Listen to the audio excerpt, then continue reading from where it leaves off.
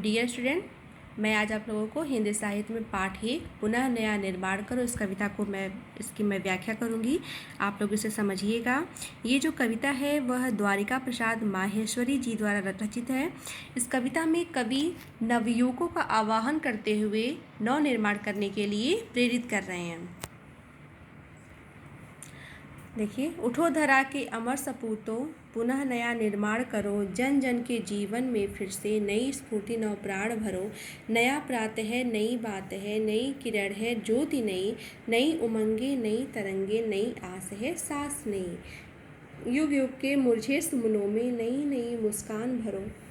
उठो धरा के अमर सपूतों, पुनः नया निर्माण करो। डाल डाल पर बैठ बिहक कुछ नए स्वरों में गाते हैं। गुन गुन गुन गुन करते भौरे मस्त हुए मडराते हैं। नव युग की नूतन वीणा में नया राग नवगान भरो। उठो धरा के अमर सपूतों, पुनः नया निर्माण करो। कवि कह रहे हैं धरा में सोता धरती, अमर में सोता कभी न मरने वाला, सपूत में सोता पुत्र। हे इस धरती के अमर सपूत, हे इस धरती के युवाओं, आप लोग उठ जाओ, अर्थात आप लोग चेतना में आ जाओ और इस धरती का नए सिरे से इस धरती का निर्माण करो। पुनः मिस होता है एक बार फिर, दोबारा, ठीक है। हे इस धरती के अमर सपूत, हे इस धरती के युवाओं, नवयुवकों, आप लोग चेतना में आ जाइए और इस धरती का एक नए सिरे से पुनः इसका निर्माण करिए, एक बार फिर इसका निर्माण करिए। जन जन के जीवन में फिर से नई स्फूर्ति नव प्राण भरो। जन जन लोगों के जीवन में, जो लोगों का जीवन अंधकार में, निराशाओं के अंधकार में डूब गया है, उनमें आप फिर से चेतना भरिए, फिर से स्फूर्ति में उत्साह, फिर से उत्साह भरिए, उनके अंदर नए प्राण भरिए, अर्थात उनकी निराशाओं को दूर करिए, ठीक है। नया प्रातः है, नई बात है, नई किरण है, ज्योति नई।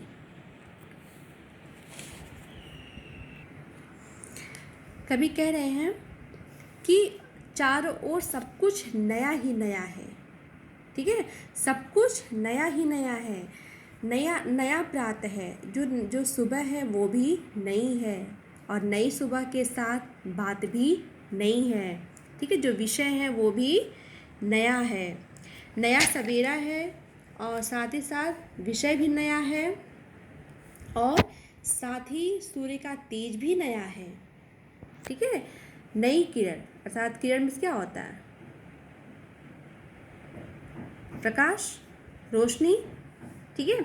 जो सूर्य की जो किरण है, सूर्य का जो तेज है वो भी नया है, अर्थात सब कुछ नया ही नया है। उमंग में होता उत्साह भी नया है। नई तरंगे हैं, तरंगे में होती है लहर, जो लहरें हैं वो भी नई हैं। नई आस है, आस में होता है उम्मीद भी नया है और सांस भी नई है, जो हमारी सांसें हैं वो भी नई हैं, अर्थात सब कुछ नया है।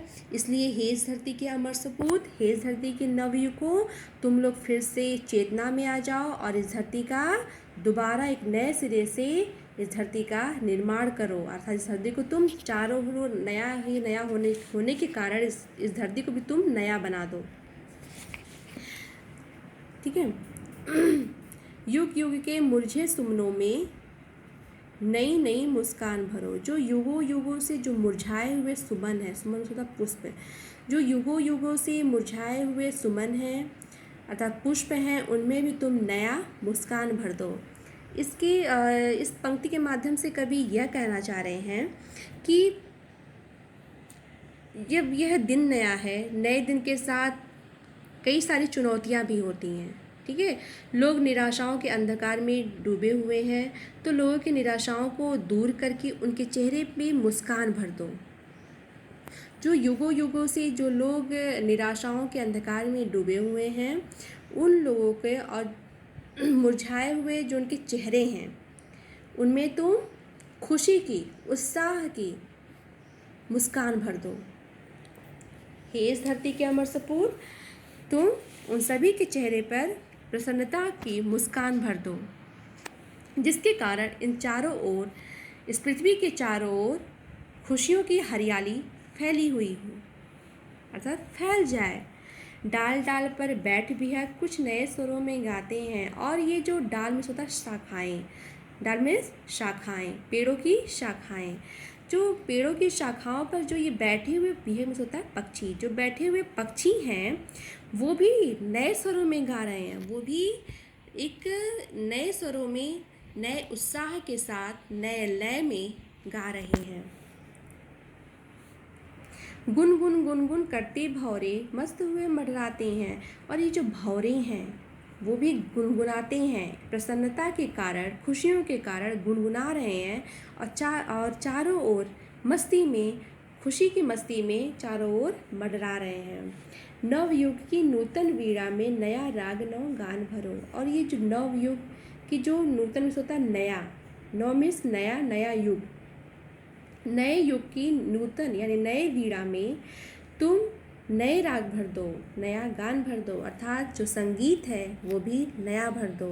हे उठो धरा के अमर सपूतों, पुनः नया निर्माण करो। हे धरती के अमर सपूत, अब तुम चेतना में आ जाओ, अब तुम चेतना में आ जाओ, जिसके कारण तुम इस धरती का दोबारा नव निर्माण करो, नए सिरे से निर्माण कर दो। क्यों?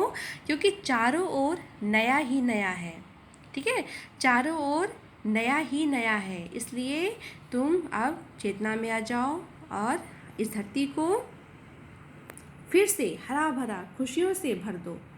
चारों ओर प्रसन्नताएं ही फैली हों, खुशियाँ ही फैली हों। तो ये मैंने इसकी मैंने व्याख्या किया है पेज नंबर 1, ठीक है, इसकी मैंने व्याख्या किया। आप लोग इसको ध्यान से पढ़िएगा, इसे समझिएगा। और जो नेक्स्ट है इसका 2-3 पैरा बचे हुए हैं, इसको मैं नेक्स्ट डे इसकी मैं व्याख्या करूँगी।